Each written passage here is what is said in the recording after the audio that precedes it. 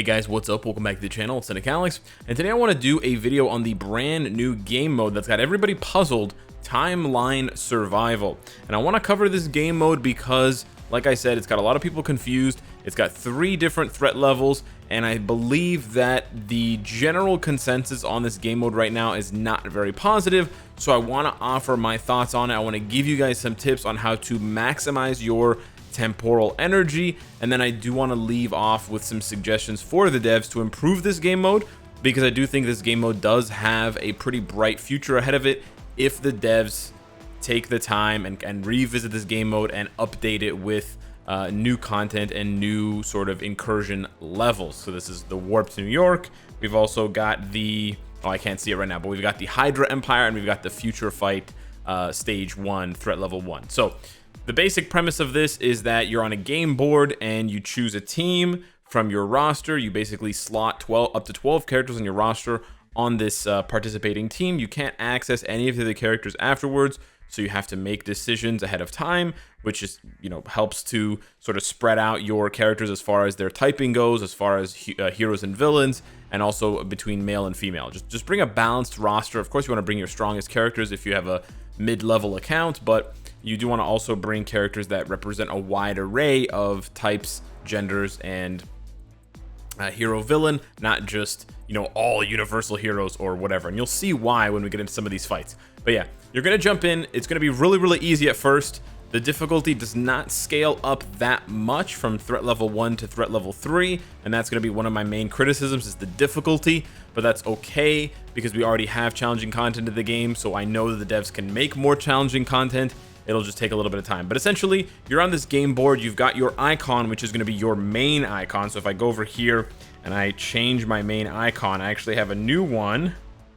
Oh, I have the Wenwu icon. Let me go and acquire that. And let me go and change that. Yes, sir. And now when I go back into Timeline Survival, we see Wenwu. So that's pretty cool. Anywho, and you're basically just going to choose a tile. And if the tile has the 2 swords on it, you have to fight a battle. Now, my suggestion for you, but the first suggestion right off the bat for how you want to explore these squares, especially when you get to the bigger ones. The first square is very small. The first map is 5 by 5. Then it goes to 7 by 7, and then the third one is 10 by 10, which is very, very big. What you want to do is you want to go in a zigzag pattern, and so I'll show you what that looks like. You can either do a zigzag pattern this way, like towards the blue icon, or you can do a zigzag pattern towards the green icon. It really doesn't matter which way you go. You could try to map it out to make sure that you're landing on enough landmarks. So what I'm actually going to do, because I will hit 2 landmarks, I'm gonna go the blue. I'm gonna show you the zigzag pattern on the blue rather than on the green. So we're gonna move over to the blue here. We're gonna go ahead and choose a team. And so once you get to a high enough threat level, you are gonna have battle tips like Shadowland. So in this one, combat characters have an advantage. What that also means is that blast, speed, and universal are gonna deal less damage, and then also decreases HP recovery. So if you have characters that heal, they're just gonna heal for less. So combat types have an advantage, so we're just going to bring in 2 combats and a speed. Not a big deal here. This is not going to be that difficult for me. I'm bringing in 3 tier 3 characters. I've got lots of Pierce. I've got CTPs on all of them except for Shang-Chi. But you can see there that they have the decreased base damage. Well, it's over pretty quickly, but yeah. But it can be difficult at times if you don't bring the right characters. You're going to get a small reward of survival tokens, and then that's it. This is the essential gameplay of this game mode. So if that doesn't appeal to you, then obviously you may not like this game mode, but this is basically the base. Okay, male characters have an advantage. Okay, so we're just gonna go ahead and do this here and bring Quicksilver this time. But I'll give you guys some more tips, because there's actually a lot more. There's a lot of layers to this game play, and I think it's supposed to be an exploration type game mode. So I will put that out there. I don't think that the fights are supposed to be extremely difficult. I do think that the game mode was designed to give players a different, first of all, a different feel. Like, this doesn't look like any other game mode, but also to give them a feeling of exploration that we really don't have in the game. So this is more of your kind of standard dungeon crawler type experience, where you're choosing which room to go to. You're going room to room, and you're exploring this vast unknown world, sort of like what is it, Legends of Grimrock. That's a kind of old game now on Steam, but if you know what that game is, it's kind of similar to that for me. So we have a few new tiles here. We have the portal tile. In general, you want to skip that portal tile on the left there because it costs 100 survival tokens. You can say I have 107 survival tokens right now next to my crystals. It costs 100 survival tokens to use. It will take you to wherever the other portal is. So maybe in the future, if you've saved up thousands of survival tokens, you can just do it for fun. But generally speaking, it's a bad deal in terms of the value. Then you have a shop icon, which is very straightforward. The shop icon appears there normal, but it can appear on a green, blue, purple, orange, or red tile.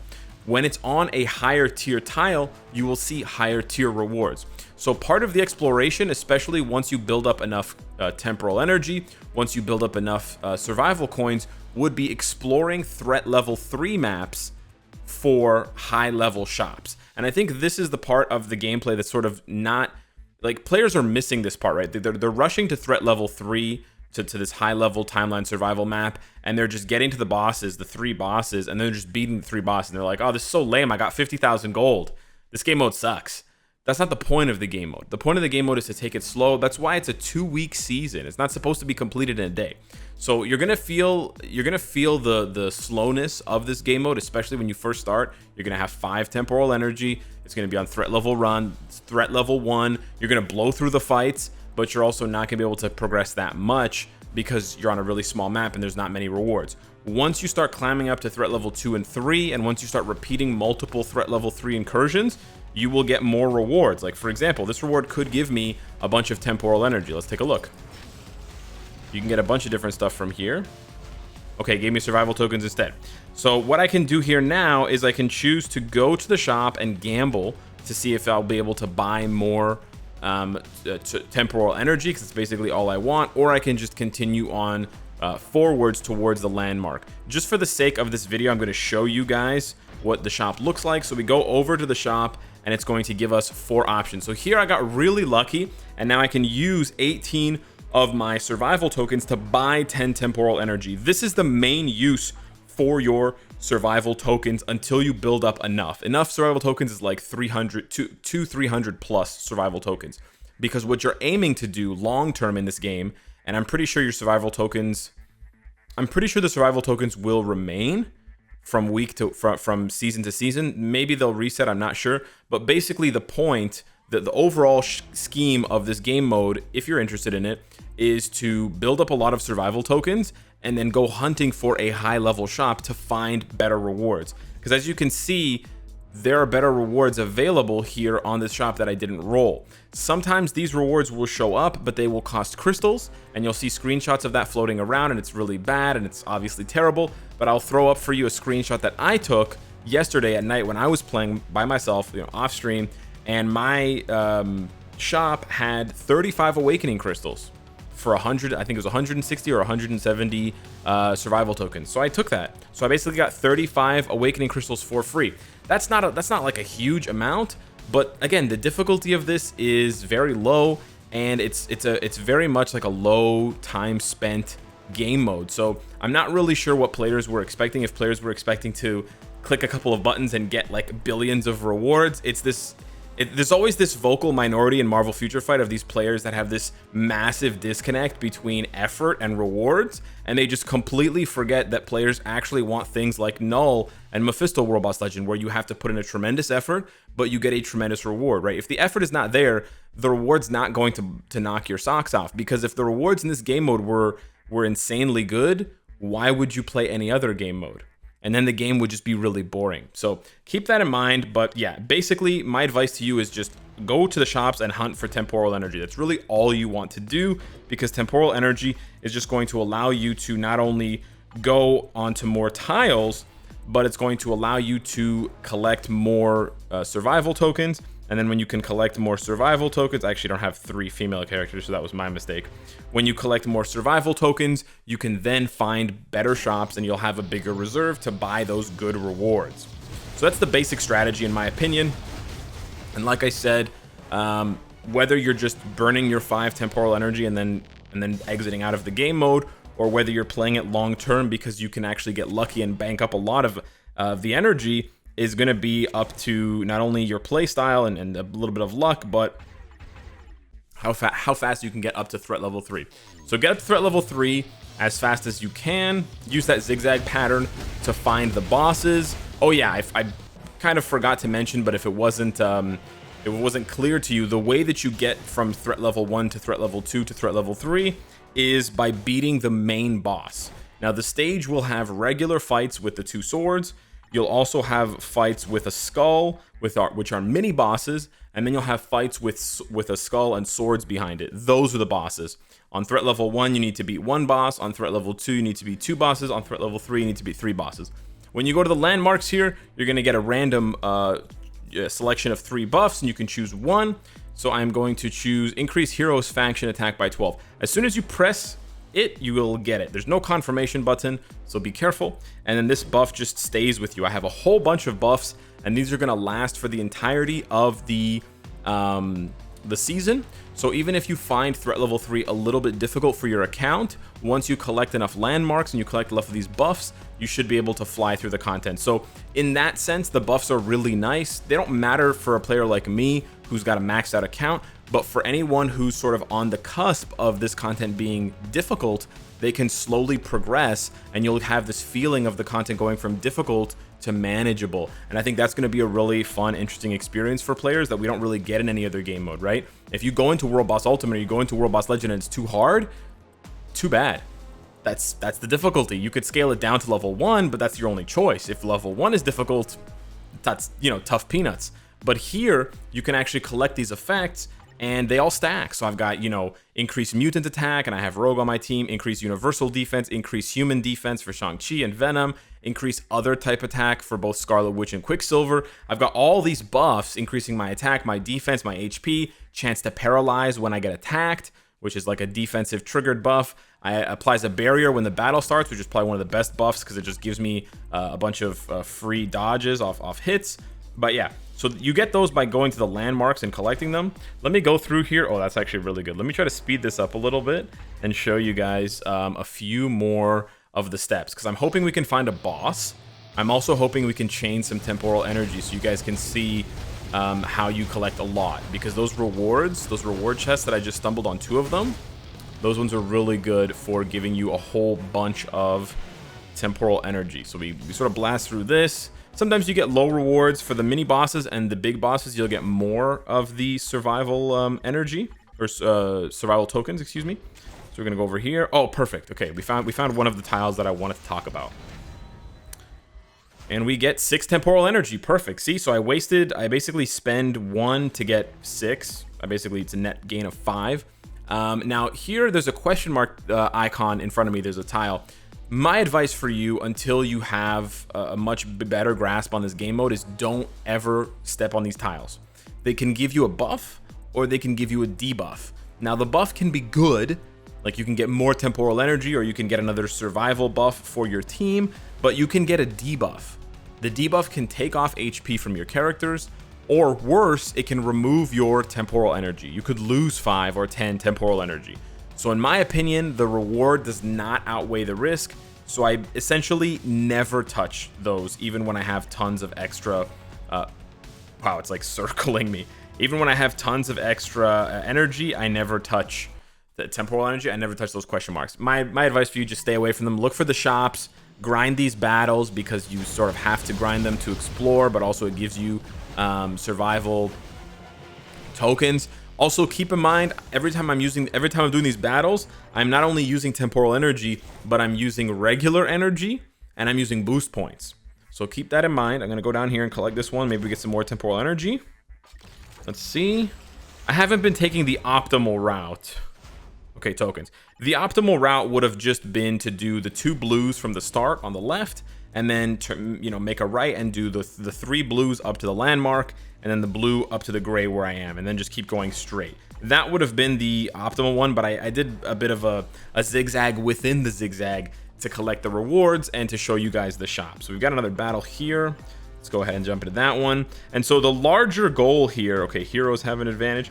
The larger goal that we're aiming for is we're looking for purple tiles with a skull, or purple tiles with a skull and the 2 crosses. And then of course, any of the reward tiles, and any of the shop tiles. That's basically all I'm looking for here. And so that's how you basically play this game mode. It's pretty straightforward once you get into it. I honestly like it a lot because there's this element of randomness to it, right? Your board is randomized every single time. I don't care too much about the landmarks. Are you kidding me? Bonus damage dealt to speed types. Okay. I really don't want to press this question mark. I have 13 temporal energy. So the reason why I want to go that way now is because that's the optimal way to go, right? Is to leave a space. I don't want to go right to the edge of the map. I want to leave one gap and then go across by 3. Thanks, but no thanks. We're gonna press it. Maybe I get unlucky. We'll see. We get a purple reward. That's really good. Hopefully we don't get shafted here. Okay, great. We got a gear upgrade, so increases all my HP by 10. So we got a buff there, but like I said, it's random and you don't want to mess with RNG, so most of the time I don't. Perfect. Okay, we're in a really good spot now. So we get this reward here. What do we get? Boom, more survival tokens. Okay, so if you want to be as efficient as possible, just go and fight the boss. The boss is the one with the swords, right? Because it matches the icon in the corner there under the raft. It matches that icon. The one with just the skull, this is a mini boss. I know it says boss, but it's not the boss. All right. But anyways, I'm gonna actually do the mini boss. Why? Because I'm farming survival tokens. So, and I trust that I'll be able to get. Oh, I shouldn't have picked Rogue because she actually has type disadvantage versus Taskmaster. But yeah, let's see here. He has about 9,000 HP. So it's pretty easy for me. But like I said, I have a max account. So the difficulty of this game mode should not necessarily be geared towards me. I got 11 there. You can get like 30. The difficulty of this game mode should not necessarily be tuned for me, but I do think that this game mode deserves a higher, deserves a higher threat level. So they could definitely introduce threat level 4 and threat level 5, and I wouldn't be surprised if threat level 5 had all tier 3 enemies. I think that would be an excellent thing for them to do. But let's go ahead and knock him out with these universals here. I think he has about 13 million HP, so you get a little bit higher on the HP. 13 million is not bad. I wouldn't know, like, this is maybe like a stage 30 Shadowland in terms of the difficulty. It's probably a little bit more difficult than stage 30 Shadowland now that I think about it, because I'm pretty sure my tier 3s would still just one shot a stage 30, especially 3 versus 1. So this is probably equal to like a stage maybe 40 or 50 Shadowland, so it's not bad. Like, the difficulty is not terrible. We get a little pop-up that we've knocked out one of the 3 bosses, and now we go on from here. This game really wants to kind of mess me up here. I really don't want to. So normally, if I'm doing the zigzag pattern, I would go down to the green one, and we would basically go down green, green, gray, gray, and we would go all the way down until we were 1 away from the edge. And then we would start going up. We would go across 3, and then we would go up towards that landmark, right? And so the reason why I sort of mapped it out this way, and the reason why I did the zigzag this way instead of the other way, instead of going up and down, I went left to right, is because I would hit all those landmarks, right? I hit the landmark over here, well, the 2 landmarks that I already hit. But I can see the purple one ahead of me, so I'm just gonna go ahead to it and see if it's a boss. Maybe we get shafted here, maybe we get something good, we'll see. Increases survival tokens by 10. Received supplies from the Time Variance Authority. That's really good. I really like that a lot. I like the flavor of this game mode. Like I said, I feel like this game mode is a slow burn. This game mode is not supposed to be super duper fast paced and spazzy like a lot of the other content in Marvel Future Fight. Like, this is not, you know, you're not button mashing and just like whatever. I like it. It's sort of like a puzzle game mode. It's sort of like it's almost like a turn-based game mode, right? Almost. So I really like that for what it is. Obviously, I didn't expect this game mode to be revolutionary. We had a revolutionary game mode introduced a year ago, World Boss Legend, right? So I wasn't expecting them to come up with another revolutionary game mode. I think this game mode is really good for what it does. So yeah, these are my tips for you guys as far as what you should do. I still got to go and hunt down these bosses. I still have 10 temporal energy, but yeah, I'm not really sure where they are. Now, the last thing I want to say about this game mode, as far as improvements go, I basically have 2 main criticisms that I think could be addressed very quickly by the devs. The first one is the difficulty. And like I said, I think the difficulty is in a decent spot right now, but for more endgame players, and even not necessarily whales. Like, you could just be a veteran. If you've been playing this game for 3 or 4 years, you could probably fly through this content without having more than you might be able to fly through this content without any pierce, right? Like, I haven't had anyone message me saying that this content is difficult. That's sort of the first indicator I have that the content could be increased as far as the difficulty goes, especially considering that I can then, like, I can even just scale up my power, right? So even if it was harder, it would be technically easier because they give you these buffs. So I would really hope, and I really encourage the devs to introduce quickly, right, before the end of the year, introduce threat level 4, introduce threat level 5, and you can scale the difficulty really high for those. It doesn't really matter because you have threat level 3. This board is already huge, so you don't really need to worry about having a smooth difficulty progression because you already have that smooth difficulty progression in 1, 2, and 3. So 4 and 5 could just, you know, sort of exponentially get more difficult, and that would be fine. And then players can choose after they unlock, right? Like, if you only unlock up to threat level 3, when the season refreshes, you can just automatically unlock threat level 3 and jump right in. So it's not like if you unlock 4, then you're forced to play 4. So it wouldn't be a situation like that. You know, you go to Vibranium timeline battle by accident, and now you're forced to fight against all the whales. It's not like that, right? You can always choose to just go down because this is just a single player experience. So there's no reason why not to have a higher difficulty with slightly better rewards, right? That's my first issue, is the difficulty. My second issue is with the amount of temporal energy. Once you get going, once you get a few rewards on threat level 2 and 3, you can start to snowball your temporal energy. You can get 30, 40, 50 temporal energy. That's absolutely possible, but it's very slow at the beginning, very slow. So I think, especially for the first time you play this, the game should give you at least 10 or 15 temporal energy just to allow you to explore the map more willingly and to make mistakes and try out different you know, tiles and be like, okay, you know, maybe I want to go this way. I want to, because even backtracking, right, going back to tiles that you have already been on, that costs energy. So it's really kind of a punishing experience if you don't know what you're doing because you have so little temporal energy. You have 5 and it only refreshes 1 per hour. So because of that, I would either reduce the recovery time, like I would reduce it to like half an hour, or I would increase the amount of initial temporal energy that you give to players. Let me just bang out this one last boss. Oh, awesome. They're side by side. Okay, here. So we're going to run this video a little bit longer, but I'm going to show you guys what it looks like when you complete the threat level, the map. And I'm going to show you guys specifically for threat level 3 because there is no threat level 4, because 3 is the highest. And also because you may not want to beat the last boss. Okay, so that's another interesting thing. So I beat the second boss here.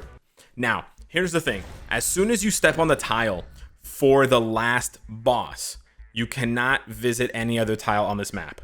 So if I think that there could be more rewards down there, if I want to find out if there are more rewards down there, then I should go and explore before I go and fight that last boss. I'm spending more temporal energy, yes, but as soon as you step on the boss tile, you have to fight the last boss, and then if you beat them, which you probably will, it's going to finish the threat level for you. It's going to finish the whole map, and it's going to put you on a brand new map. So especially if you've already uncovered, like if I can see that there is a shop a couple of blocks away, a couple of tiles away, you're going to want to go to that block first and sort of detour around the boss. In this case, I exposed a few more tiles here. It's kind of going to be a pain in the butt for me to find out, but what I can do is I can go adjacent and I can see if that blue one, yeah, I was hoping that blue one would be a reward or something else like a chest or a shop, but it's not. So now I can just go over to, rather than doubling back and going through squares that I've already been to, which doesn't give you any reward, like there's no, you can't refight like you can't go back to a previous square that you've beaten and fight the same enemies again. You can't refight the same boss over and over again. So might as well just go in a little square here and fight this last Molecule Man boss. I like also the fact that they chose kind of unique bosses like Taskmaster, Red Skull, Molecule Man. There's a couple of other bosses. Like they didn't choose the sort of staples, like especially Molecule Man I think is pretty unique. So I like that. But I would like to see a higher difficulty. I would also like to see them use other bosses that have like uniforms and stuff. I think that'd be really cool. Like even Taskmaster has a uniform. So we finished this last one here. It's going to give me that pop-up saying that I defeated the third boss. Yes, sir.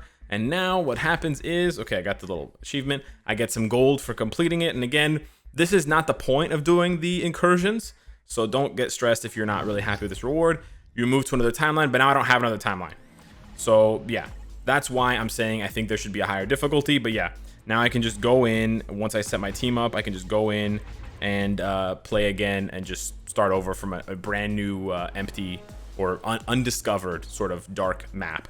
So yeah, I like this game mode. Obviously it could be improved because it's not perfect, but I do think that this is a really fun departure from a lot of the content that we have right now, and it's definitely something you should check out in your spare time because it really doesn't require a lot of maintenance and it really doesn't require any investment, right? You just take the characters you already have, which I think is really nice, that it's not like, oh no, I have to build people for timeline survival, right? We had that pressure with World Boss Legend. We had that pressure with Dispatch.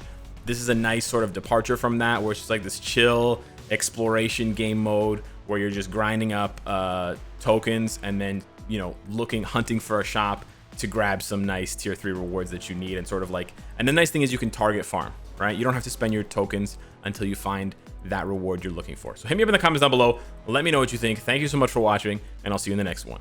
Take care.